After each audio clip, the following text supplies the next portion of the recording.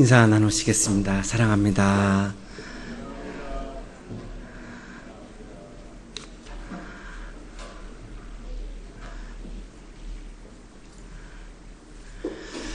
한 주간 동안 우리에게로 도래해 오시는 하나님을 기다리면서 사셨죠. 핸델이라고 하는 사람은 기독교 가정에서 태어났습니다. 그런데 그의 삶은 주님과 상당히 거리가 멀었습니다. 1710년에 영국에서 오페라 리날도를 씁니다. 그리고 나서 아주 작곡가로서 굉장한 명성을 얻기 시작합니다. 근데 잠시였고 굉장히 시련이 다가왔습니다. 오페라 흥행이 실패하기 시작했고 인기는 곤두박질했고 그리고 뇌일혈로 쓰러지고 말았습니다.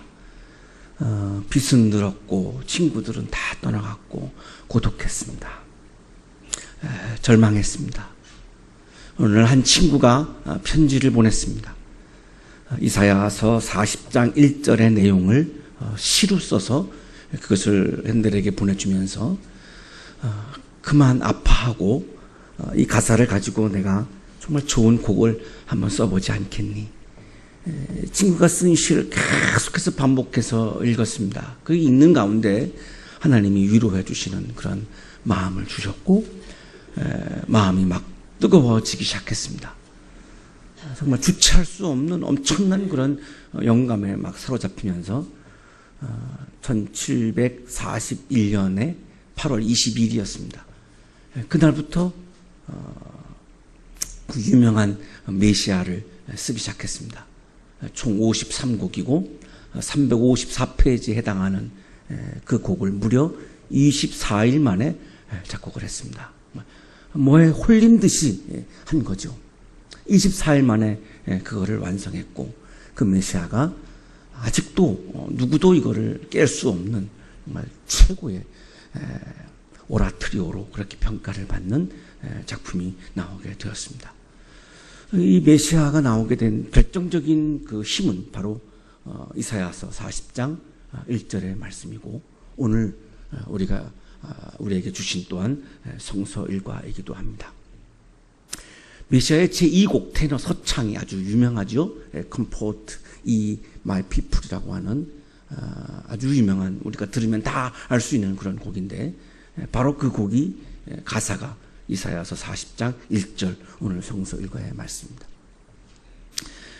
이사야라고 하는 예언자는 본래 주전 8세기에 설교했던 분입니다.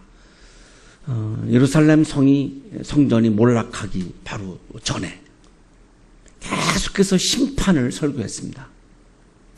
예루살렘 성전이 무너지고 있는데 거기다가 축복을 설교한다면 그건 정말 가짜 예언자죠. 시리아와 아시리아와 바벨론과 이집트 이 강대국들이 계속 공격을 해올 때에 이스라엘 정치하는 사람들이 친시리아파, 친아시리아파, 친바벨론파, 친이집트파 이렇게 나눠와가지고 저마다 이제 이쪽하고 손을 잡아야 된다라고 하는 그런 외교적인 주장을 펼치죠. 그래서 이스라엘이 계속 분열합니다. 그때 이사야는 계속해서 설교하기를 그 강대국들을 우리가 의지해서는 안 되고 우리가 의지해야 하는 것은 하나님 한 분뿐입니다를 계속 설교한 겁니다.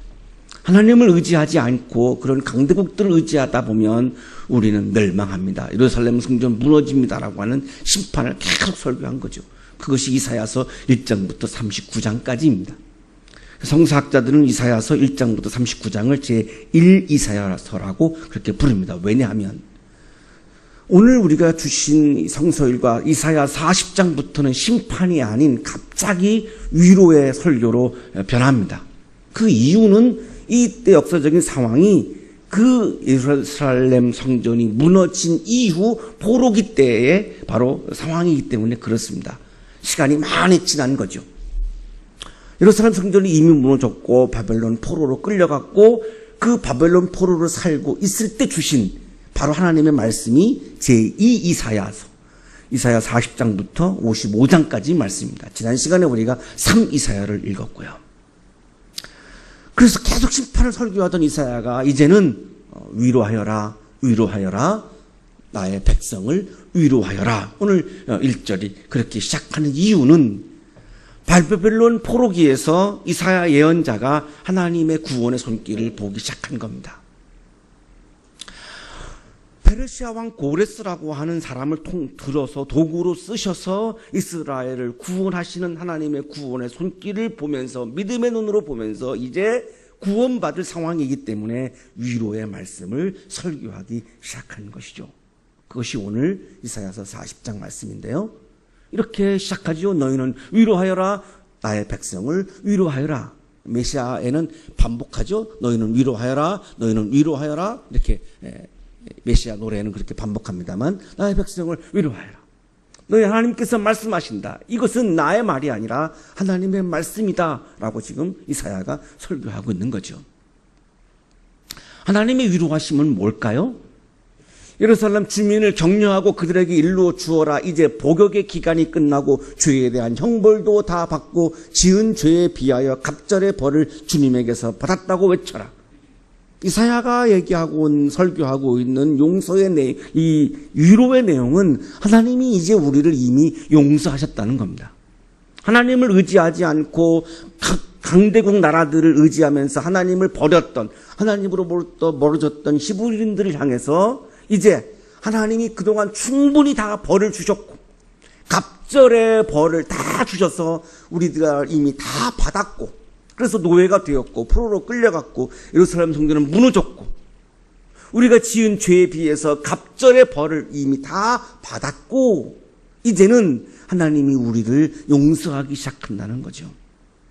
이거보다 더 큰 위로는 없다는 것입니다. 왜냐하면 우리 인간이 죄의 문제 때문에 괴롭기 때문이죠. 이 죄의 문제를 해결할 방법이 없기 때문이죠. 죄를 안 지을 수도 없고 또한 죄를 지우고 나서 내 힘으로 내 스스로 이거를 해결할 길이 나에게 없기 때문이죠. 하나님의 용서 외에는 다른 길이 없기 때문이죠. 죄에 대한 용서만큼 큰 위로가 없는 거지요. 하나님이 용서하시면 이제 이스라엘의 회복이 되고 예루살렘 성전이 회복될 것은 분명하기 때문이죠. 이제 노예가 끝나고 자유가 주어지고 이제 구원이 도래할 것이 분명하기 때문이죠. 그래서 엄청난 위로의 지금 설교인 겁니다. 자, 그런데 우리가 하나님의 용서를 받으려면, 하나님의 위로하심을 받으려면 하나님을 만나야 가능한데, 하나님은 우리를 향해서 오시죠. 지난주에 우리에게 주신 말씀이죠. 하나님 우리를 위해서 도래하시죠. 아벤투스, 에드벤트, 도래하시는데 길을 따라서 오시는데 하나님이 오시는 길에 나아가야 그 길에서 하나님을 만날 터인데 하나님이 오시는 길이 어느 길인가라고 하는 것을 묻지 않을 수 없는 겁니다. 하나님을 만나야 되기 때문에. 3절은 이렇게 말씀합니다. 한 소리가 외친다. 정확한 번역입니다. 개역성경에는 이렇게 말씀하지 않는데 주어가 한 소리가 외친다 이렇게 말씀하시죠. 히브리인들의 신과는 하나님은 늘 소리로 나타나시고 우리가 하나님을 만나는 통로는 소리임을 그렇게 고백합니다. 그래서 소리가 외친다. 하나님을 소리로 표현하죠. 하나님을 우리가 볼 수가 없습니다. 성경에 하나님을 보면 죽는다고 말씀합니다. 하나님을 내가 대면하면 죽는다고 말씀합니다. 우리가 눈으로 하나님을 볼 수 없습니다. 하나님을 만나는 길은 하나님의 소리입니다. 이 소리는 하나님의 말씀을 의미하고 있는 거죠. 말씀이라고 하는 통로가 우리가 하나님을 만나는 길이고 성경에 나오고 있는 모세 등등등 수많은 사람들이 하나님을 만나는 장면을 여러분 읽어보시면 늘 하나님의 음성, 하나님의 말씀, 하나님의 소리를 통해서 하나님을 만나고 있는 것을 확인할 수 있습니다. 자, 하나님을 만나려거든 위로를 받고 용서를 받기 위해서 하나님을 만나려거든 하나님이 오시는 길, 주님께서 오시는 길을 닦으라고 말씀합니다. 그래야 그 하나님이 오실 큰 길에서, 대로죠. 하나님의 대로라고 우리가 표현하죠. 그 큰 길에서 임금이 행차하는 그런 큰 길처럼 하나님이 오시는, 도래하시는 그 큰 길에서 우리가 하나님을 만날 수 있다는 거죠. 길을 닦아야 가능하다는 거예요. 어떻게 닦느냐? 계곡이 있다면 메워라. 계곡이 있다면 길이 끊어지니까, 하나님이 오시는 길이 끊어지니까 계곡은 뭐겠습니까? 깊이 들어가 있는 거죠. 울퉁불퉁한 거죠. 내 마음이 막 울퉁불퉁한 거를 평탄하게 만들어라는 거죠. 하나님을 향해서 내 마음을 쏟으라는 거죠. 산과 언덕은 깎아내리고 내 안에 내 마음에 큰 산이 있으면, 그 교만한 큰 산이 있으면 하나님을 만날 수 없다는 거죠. 그 산을 깎아라는 거죠. 그 교만한 산을 깎으라는 거죠. 거친 길은 평탄하게 하고 내 마음에 있는 거친 마음. 세상이 거칠기 때문에 세상에서 살다 보면 내 마음도 거칠어질 수 있죠. 그러나 그럼에도 불구하고 내가 하나님을 만나기를 원한다면 그 거친 세상 속에서 내 거칠어진 마음까지도 평탄하게 만들라는 거예요. 거친 세상을 보지 말고 나를 찾아오시는 하나님을 보라는 거예요. 험한 곳은 평지로 만들어라. 이 험한 세상에 살면서 내 마음이 험해질 수 있죠. 지금 이 시간에도 우리 마음 한구석에 험한 부분이 있죠. 세상에서 살아남으려니 어쩔 수 없이 험해질 수밖에 없는, 정말 내 힘으로 어쩔 수 없는 부분들이 있죠. 그럼에도 불구하고 하나님을 바라보면서 그 험한 마음을 평탄한 마음으로 만들라는 거예요.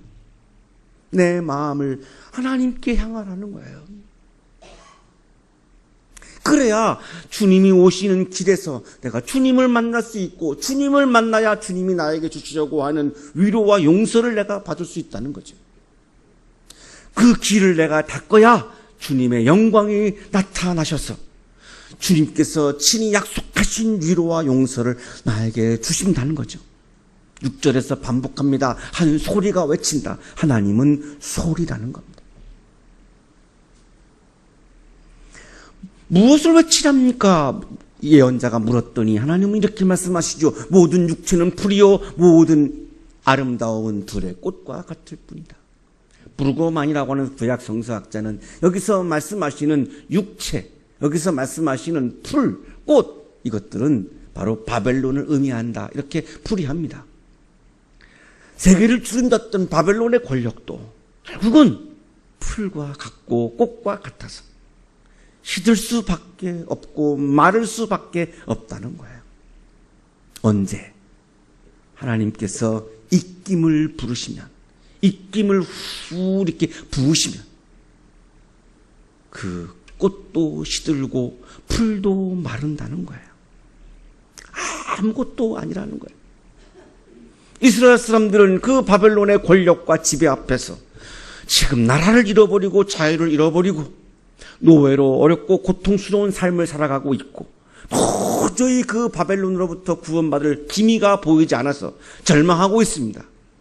그들에게 하나님 하시는 말씀이 그 바벨론도 풀과 같고 꽃과 같아서 하나님이 한번 입김을 부시면 말라버리고 시들 수밖에 없다, 이것을 말씀하시는 거죠. 나를 힘들게 하고 있는 것이 있다면, 나를 힘들게 하는 사람이 있다면 그 세력도 그 사람도 풀과 같고 꽃과 같습니다. 하나님이 입김을 부르시면 시들어버릴 권력이고 시들어버릴 인간에 불과한 거죠. 이 땅에 존재하는 모든 권력과 모든 사람은 풀과 같고 꽃과 같다는 것입니다. 그러면 영원한 것은 무엇입니까? 하나님의 말씀만이 영원하다고 말씀합니다. 그래서 하나님을 만나는 통로는, 하나님을 만나는 길은 무엇입니까? 말씀이 있는 거죠. 말씀의 세계 속으로 내가 들어가야 그 말씀의 세계 속에서 영원히 존재하는 그 하나님의 말씀의 세계 속에서 풀을 마르게 하고 꽃을 시들게 할 수 있는 파워를 지니고 있는 그 말씀의 길 속에서 나를 찾아오시는, 위로와 용서를 가지고 나를 찾아오시는 하나님을 만나는 길이 그 바로 말씀의 길임을 말씀하고 있는 것이죠. 여러분의 마음이, 우리의 마음이 지금 무엇을 향하고 있습니까? 강림절, 대림절을 맞이해서 1년 내내 그래야 되겠지만 지금 이 절기에 우리에게 더 절실한 것은 우리의 마음이 말씀을 향하고 매일같이 우리가 말씀을 묵상하고, 그것이 힘들면 수요일과 금요일만이라도 여러분에게 나누어 드리고 있는 설교문과 속회 교제를 통해서 일주일에 2번만이라도 내가 말씀을 묵상하고 그 말씀에 나를 비춰보고 나를 향해 주시는 하나님의 음성에 귀를 기울여보고 하나님의 소리에 내가 귀를 기울여보고 그 말씀의 세계 속으로 내가 자꾸 들어가려고 내가 최선을 다할 때에 그 말씀의 길을 통해서 하나님은 나를 찾아오시고 나를 만나 주십니다. 그 길에 위로와 용서가 반드시 있습니다. 그래서 우리는 거기에서 구원을 경험할 수 있는 거죠. 구원의 축제가 일어나면 불안하고 힘들었던 나의 마음들이 기쁨과 감사로 변할 수밖에 없습니다. 그래서 말씀으로 오신다라고 하는 이 하나님의 말씀이 바로 예언자는 이렇게 설교하죠. 우리에게 이보다 더 좋은 소식이 어디 있습니까? 이보다 더 좋은 굿뉴스가 어디 있습니까? 뉴섬이라고 하는 성서학자는 그래서 이사야서 40장을 구약 성서 안에 있는 복음서라고 그렇게 별칭을 붙입니다. 왜냐하면 복음이라는 말이 굿뉴스, 좋은 소식이라는 의미이기 때문에 이 좋은 소식이 그 말씀이라고 하는 길 속에 있다는 거죠. 아름다운 소식이 바로 거기에 있다는 거죠. 좋은 소식을 만나면, 아름다운 소식을 접하면 이제 우리는 예루살렘이 회복되고 예루살렘 성전이 회복되고 우리의 믿음이 회복되고 우리의 자유가 회복되고 우리의 신앙이 회복되고 우리의 기쁨과 감사가 회복되어진다라고 하는 것을 분명히 설교하고 있는 것입니다. 말씀을 묵상하실 때마다 하나님이 주시는 좋은 소식과 아름다운 소식을 경험하는 여러분의 신앙생활이 되시기를 주님의 이름으로 축복합니다. 하나님께서 오십니다. 말씀이라고 하는 길을 통해서 하나님 우리를 찾아오십니다. 오셔서 우리에게 주시는 것이 있습니다. 좋은 소식과 아름다운 소식을 전해주시면서 우리에게 선물로 주시는 것이 있습니다. 상급과 보상입니다. 그동안 갑절의 벌을 받으며 지쳐있는 힘들었던 우리들에게 이제 아주 좋은 상급과 좋은 보상을 우리에게 주신다는 것입니다. 2014년 성탄절을 맞이해서 산타클로스 할아버지가 주시는 선물과는 비교도 되지 않는 하나님이 친히 우리에게 주시는 상급과 보상을 경험하는 성탄절이 되시기를 주님의 이름으로 축복합니다.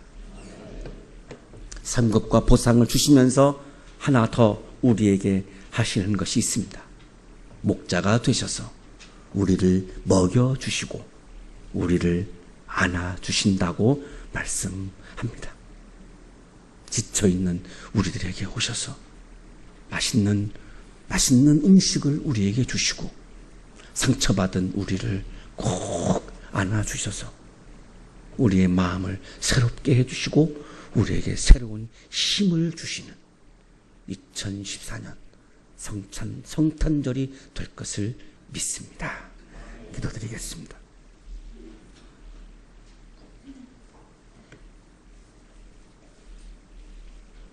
하나님, 말씀을 통하여 우리를 찾아오시는 하나님,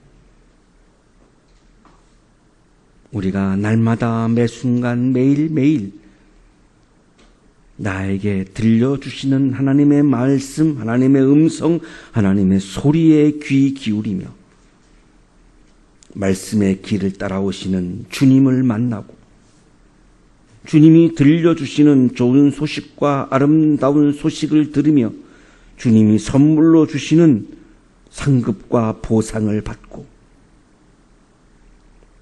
주님 품 안에 꼭 안겨서 주님과 함께 아름다운 음식을 나누며 구원의 축제를 누리는 한양대학교의 가족들이 되도록 복 주시옵소서. 예수 그리스도의 이름으로 기도하옵나이다. 아멘.